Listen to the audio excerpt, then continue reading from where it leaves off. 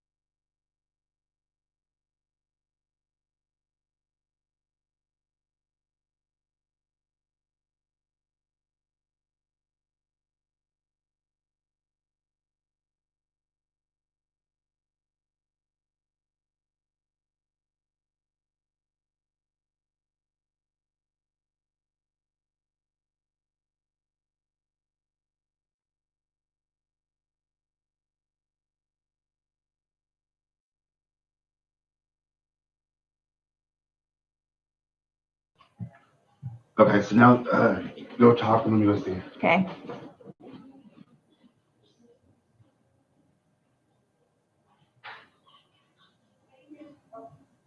Hello, Jerem. Can you hear me? Is it on? Are you able to hear me now? Is it working? Do we have volume? Are the speakers working? Okay, cool. I'm out. Bye.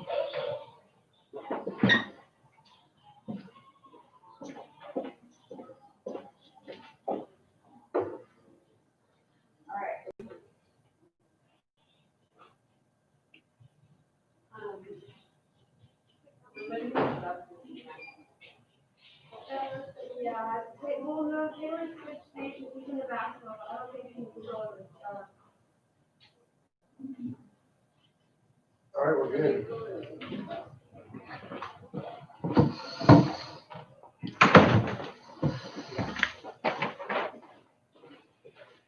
Make sure that you can cast out. Yes.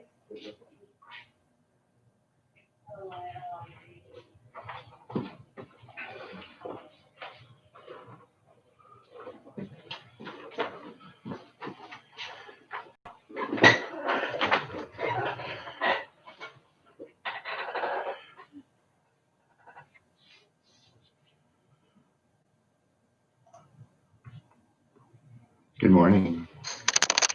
We'll get started here in a few moments. Morning theory. Wakey, wakey.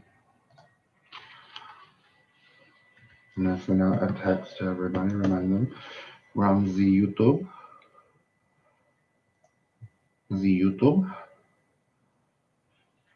Messaging, send out to everyone.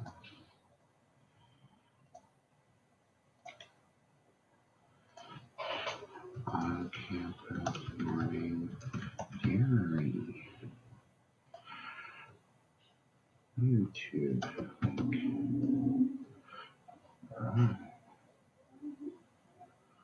What's on Mozilla? What do I have? Share. Share as you need.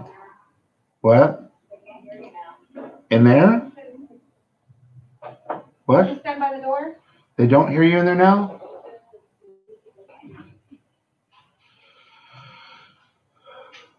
Not again today. We thought we had it worked out. Students said they could hear me here at the North Campus. For some reason, we plug up the laptop and then it's getting audio, but before the video goes on, then it, for some reason, shocked.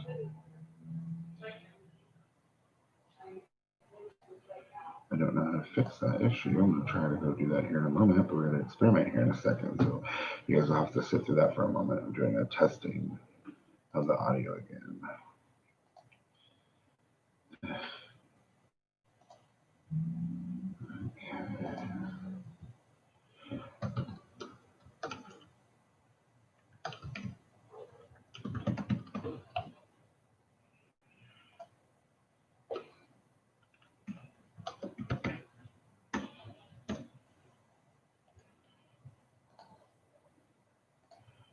Okay. All right. I got to go figure this out real quick. Hold on 1 second, guys.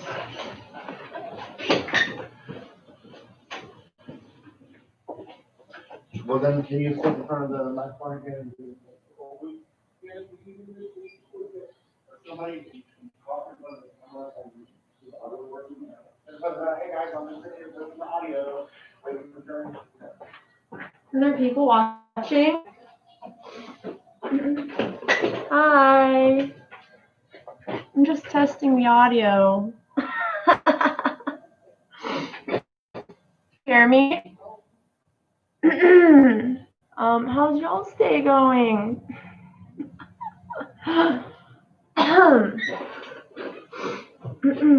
Can you hear me, Jeremy? I don't think you can hear me. Oh, Lynn can hear me. It's not working in the classroom. So, been having problems with that.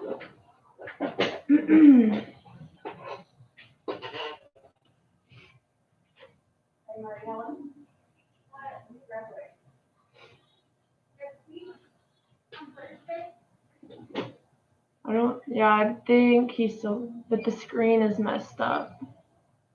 Is it blurry?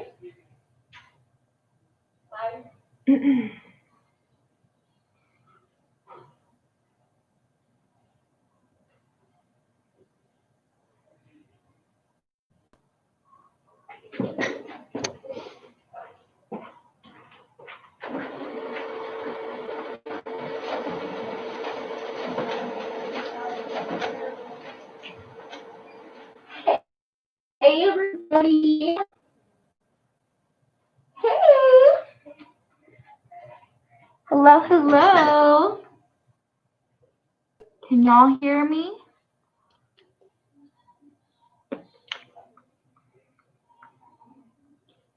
It's Wednesday.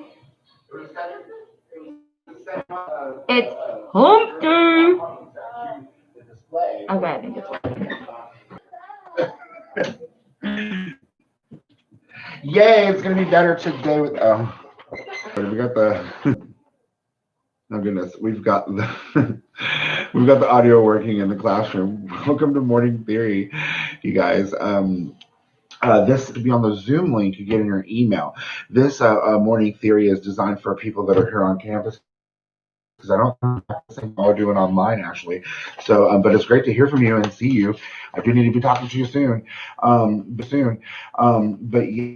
yeah, and online is slightly different. Their subject matter this week, Wendy is teaching that, and so she's going through 3 sessions. So you should be following along. If you're not on campus, if you're not here clocking hours, then you should be the online. If you're doing the online with Wendy in the Zoom link.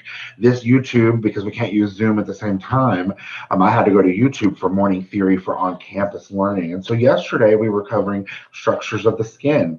And so yesterday, you guys, as a review, we went over the different structures of the skin, and you did the diagram with the layers of the skin and also the various structures like the sudoriferous gland, the sebaceous gland, the erector pili, the various different 5 stratum layers that you have of the epidermis. And then, of course, the dermis with its, it's the second division, and it had its own 2 divisions. I don't believe we covered those, though. They were the reticular layer, obviously, and the, oh my goodness, brain aneurysm there.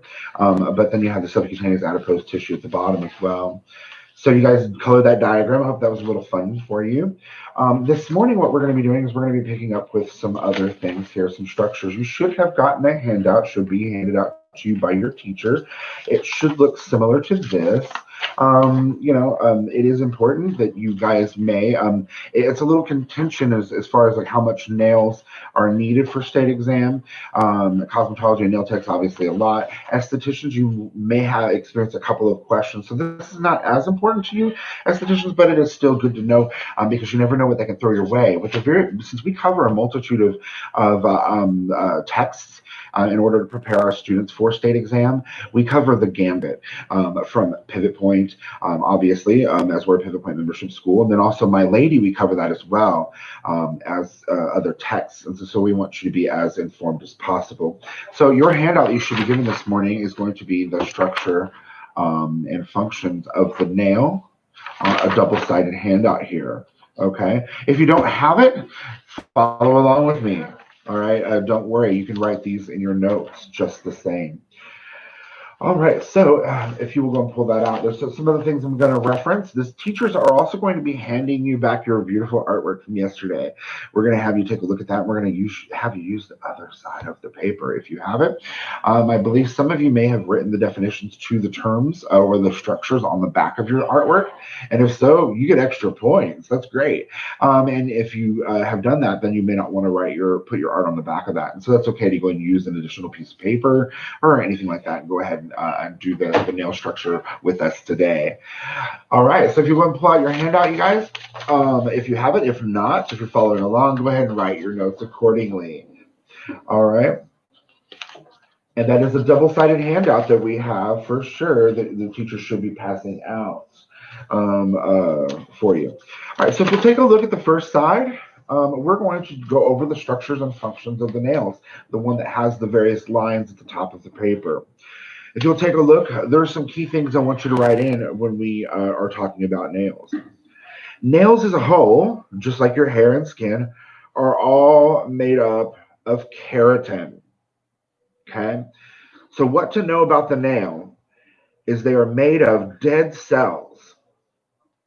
They are made up of dead cells packed, that are packed together with tough protein. Okay? They're hardened. So they're made of dead cells that are packed with tough protein. And we know what that protein is, right? You guys were drilling this in. That protein is, of course, keratin. Okay? Made of dead cells packed with tough protein known as keratin. So we're not alone in the world with having this type of appendage. Okay? We are not alone. An example of this type of hardened keratin, there's other animals that has that. What can you guys think of? Obviously, horses have hooves. I believe they call them farriers. I believe is what they're called. Ooh, look at me, country.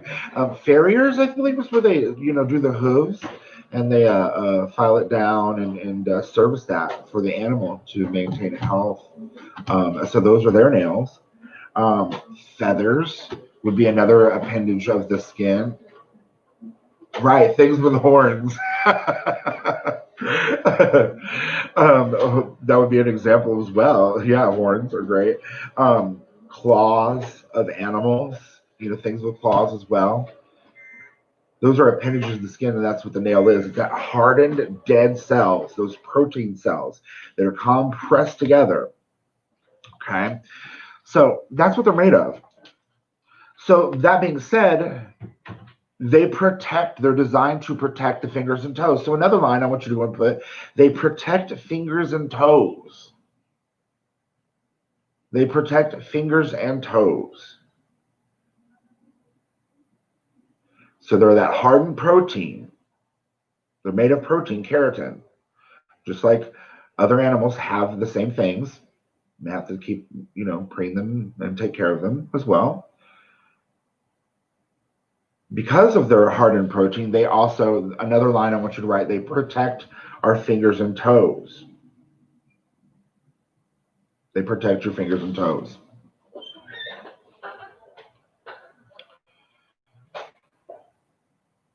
And sometimes we have to protect them with steel-toed boots and things like that. But they help to protect the nail bed and matrix and things like that. They are also considered an appendage of the skin. An appendage of the skin. So another keynote that we're learning about nails is they are an appendage of the skin. If you don't know how to spell appendage, it's APPENDAGE. So they are considered to be an appendage of the skin. And just like skin, also made of keratin. So they protrude from the skin, that hardened protein, right? The keratin cells that are compressed together, and they come out to cover and protect the fingers and toes. That's what's going on here. Now this production, the production of this nail, so the production of the nail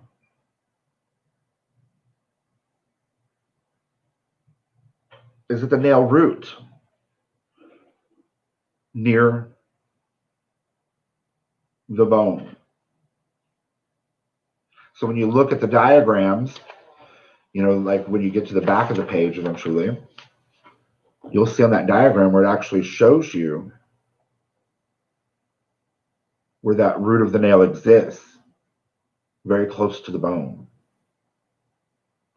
So another line on your sheet here should be production of the nail. It begins at the nail root, which is at the base of the bone. Okay. It has to have blood and nerve supply and everything else to grow just like the hair out of your head. So that's where that's coming from, okay? So production begins at the nail root, which is at the base of the bone. Now, how fast do they grow? Another note you need to write here, fast they grow. On average, Depends on what you're doing. We talk about our health, our body, overall body health, our nutrition, the things we intake. Different nutritional supplements can increase. Like a big one is biotin. Everyone loves to take biotin to help growth of their hair and the condition of their hair. Prenatal vitamins are wonderful. They're talking about folic acid and things like that. All kinds of different things. But they, on average, and with most people, grow 1/8 of an inch. 1/8 of an inch a month.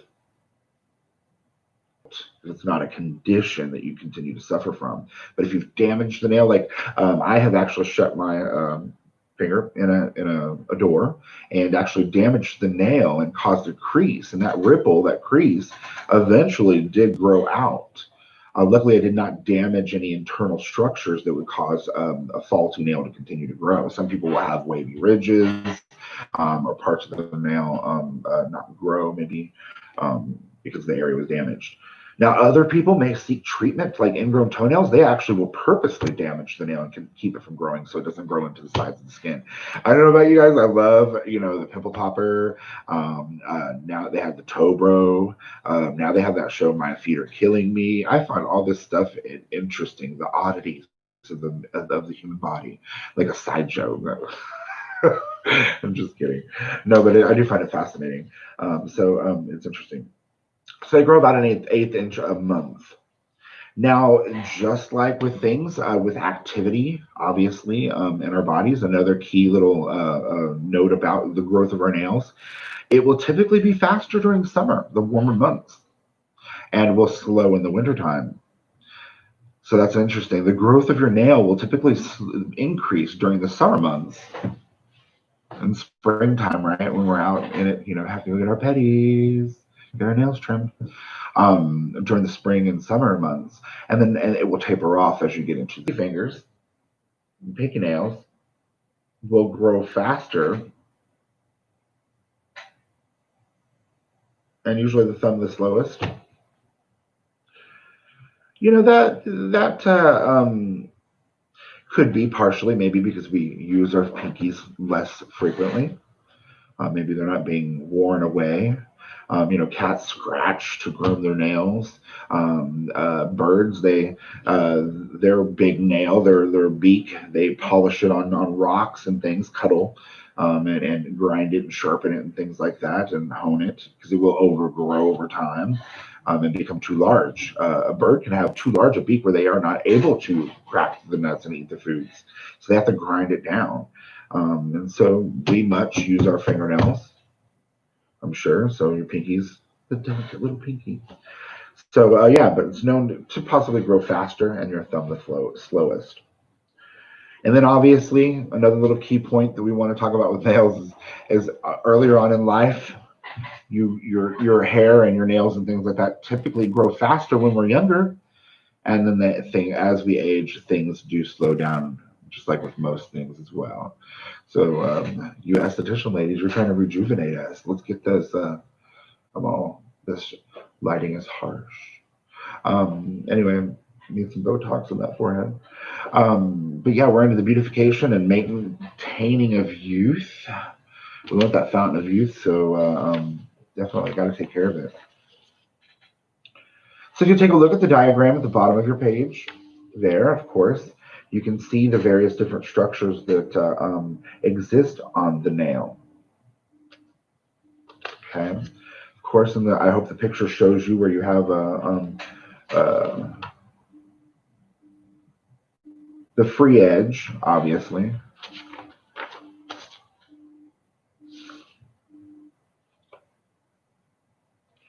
And then you have your overall nail plate, which is covering the nail bed, the lanula, the white part, the crescent moon at the base of the nail. You can see above on the other side of the paper, we've got a different side angle view. I'll show you the front and back. So obviously on the front of the sheet, has a different image from above, diagramming the different areas of the nail and fingertip, shows you a different way. I try to get a good copy of it. See how there's a change in transition of the base there. We can see where the actual nail matrix. Of course, the mantle below that. On the other side of the sheet is a different view. I should put a white sheet of paper behind that. Make it better. A different view. And then there are the terms we're going to cover.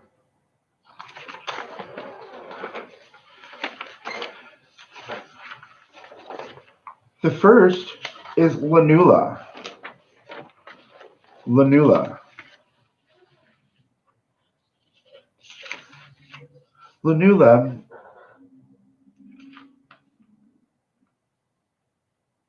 is simply that half moon shape. We're going to define it as the half moon shape.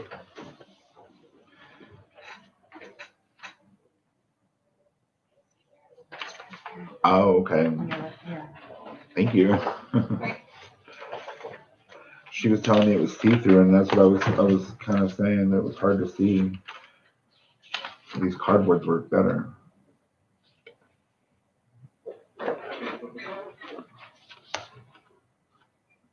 Okay. You see here on the diagram, lanula, right here. Okay. How it's lighter. That's just at the skin. Okay, just coming out of the skin. So we're going to define the lanula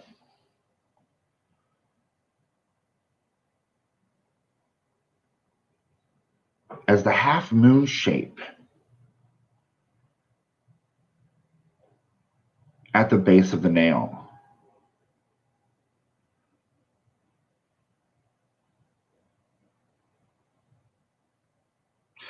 This is simply a reflection of light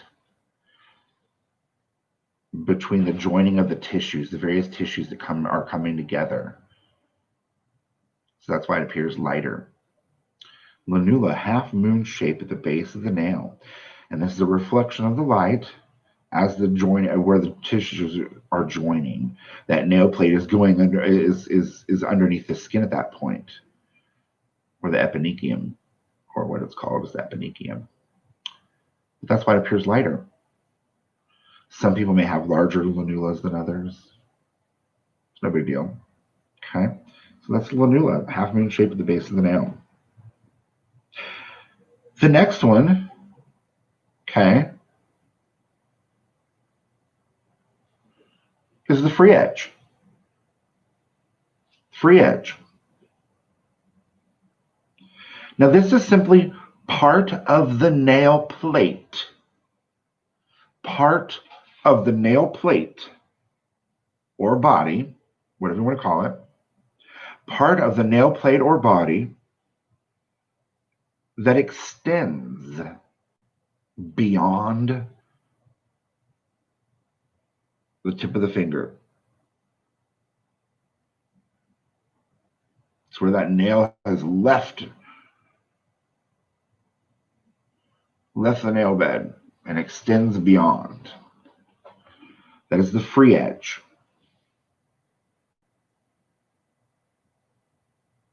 The free edge.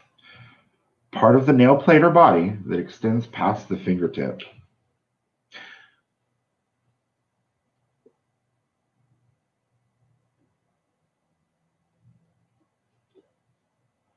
Then we should have our mantle. Our mantle.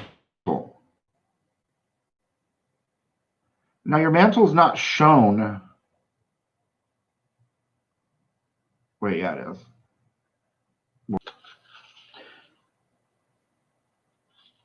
It's typically behind your nail matrix.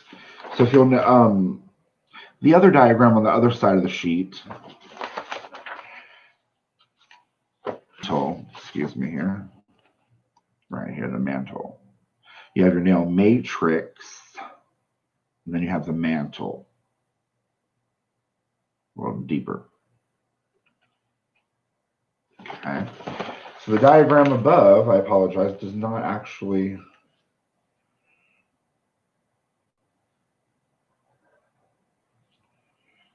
show your nail mantle.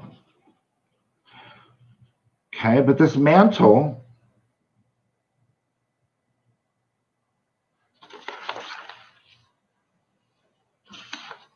is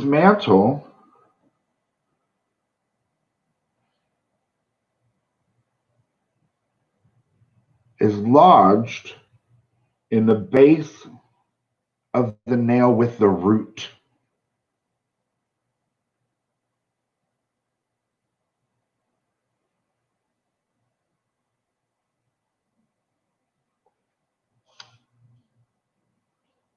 Okay.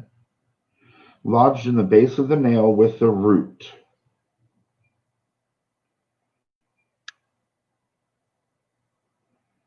Then we have the body of the nail. Body of the nail is also another name for vessels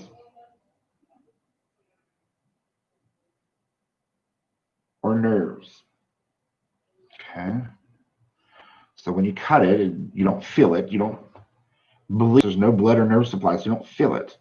Now you may feel it if it falls off or it gets rip it off. It's going to pain you to actually cut the nail itself. Then we have the nail root. The nail root. The nail root is located at the base of the nail, obviously, and it actually protects the nail matrix from damage.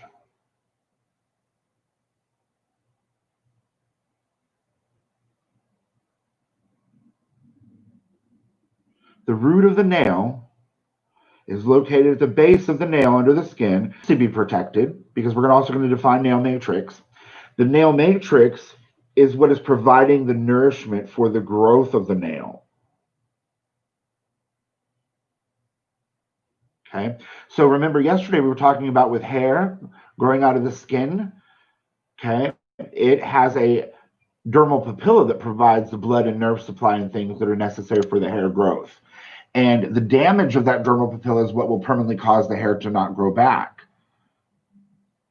So electrolysis is trying to achieve that for hair removal. So we are trying to stimulate that to regrow hair. Whenever we're trying to regrow hair, we're trying to bring back blood flow. We're trying to bring that back for the hair growth.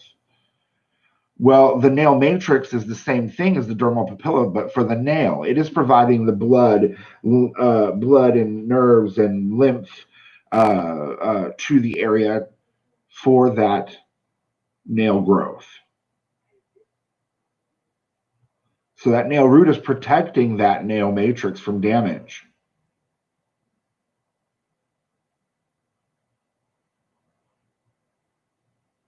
Okay.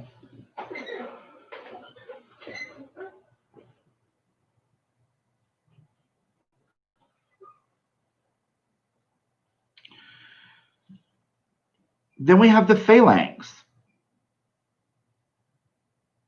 The phalanx. The phalanx here is the bony support. Bony support for the nail bed.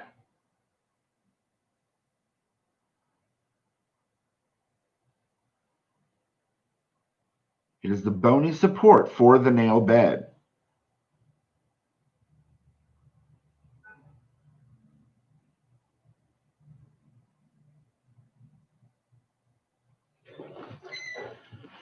Okay. Now, Ariana, did you get to the nail body? The nail body was also called the nail plate, and it did not have blood and nerve supplies or anything like that, because it was just the nail plate itself. Then after that, we had the root, which was at the base of the nail that protected the nail matrix. And then we now know with the nail matrix being the blood and nerve supply that nourishes the nails for growth.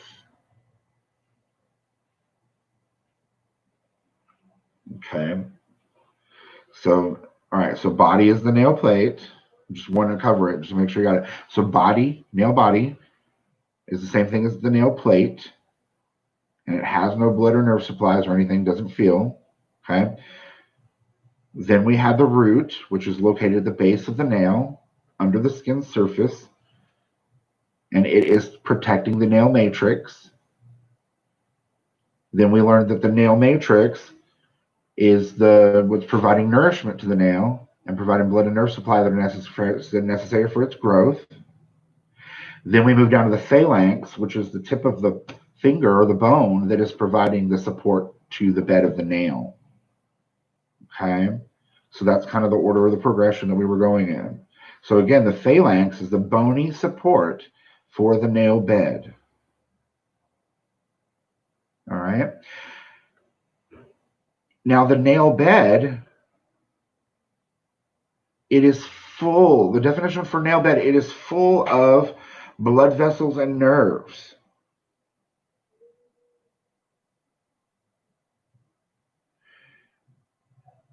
It has to be a soft tissue because that nail plate is gliding across the surface. So it is the body or the nail plate rests on top of this. So the nail bed is full of blood vessels and nerves. The fleshy part of your fingertip that supports the nail plate that rests upon it.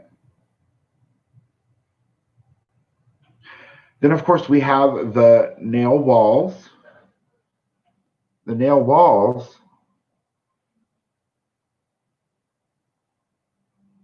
it might look better on your other diagram here. Your nail wall are the sides of your finger or the skin on the sides of the nail.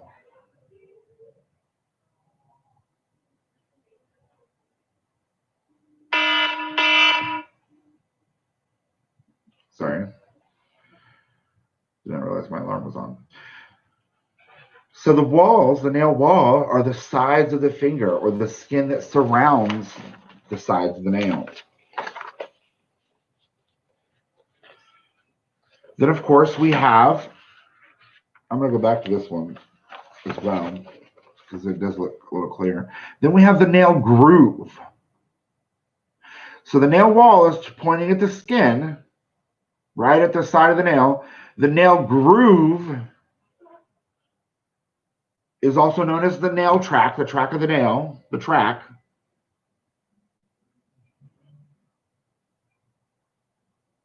It allows the plate, the nail plate, to move as it grows. It allows the nail plate to grow, or move as it grows, rather.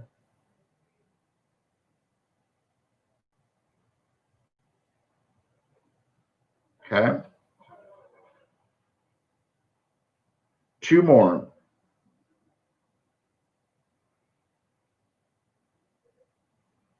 Okay. So the grooves are also known as the track that allows the nail plate to move as it grows. The last two, we have eponychium and hyponychium. Eponychium and hyponychium. You can see here on your diagram the eponychium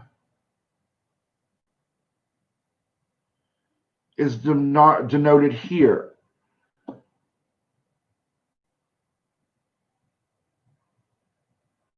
And also here.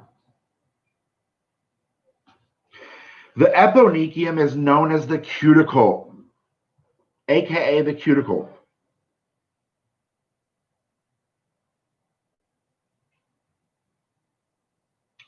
It is the skin at the base of the nail. The skin at the base of the nail.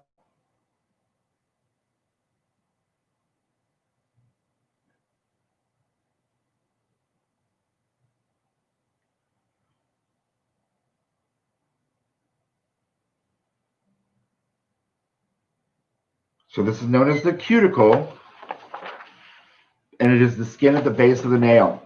Then we have the hyponychium.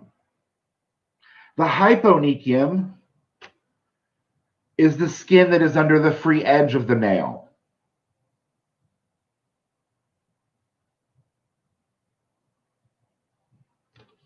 The skin at the free edge of the nail.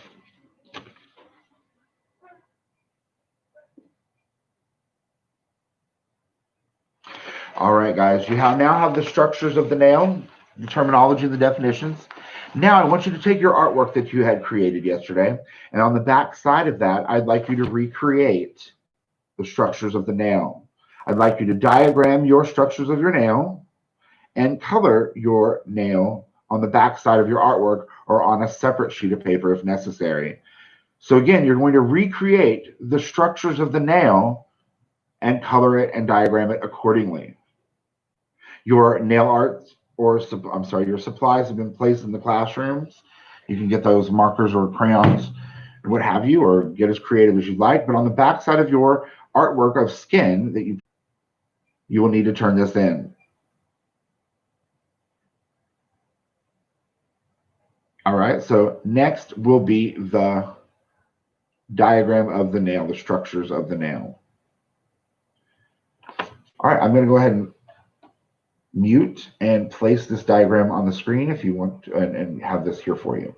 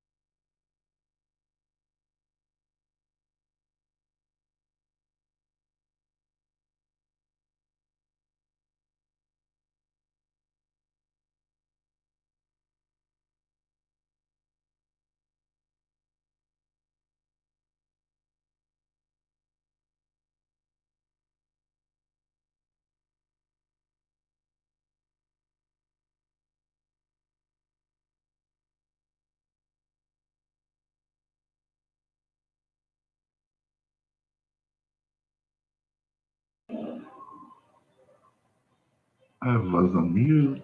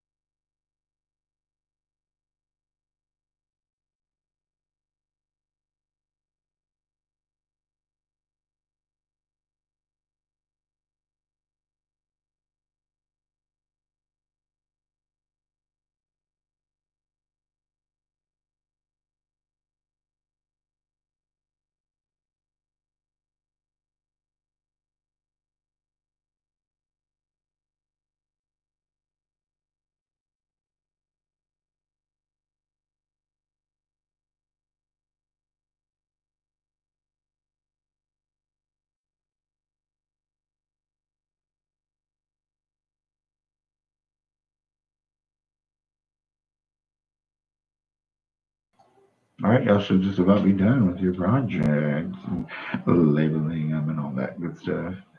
So I'm gonna go ahead and tune out. Y'all have a great rest of your day. See ya.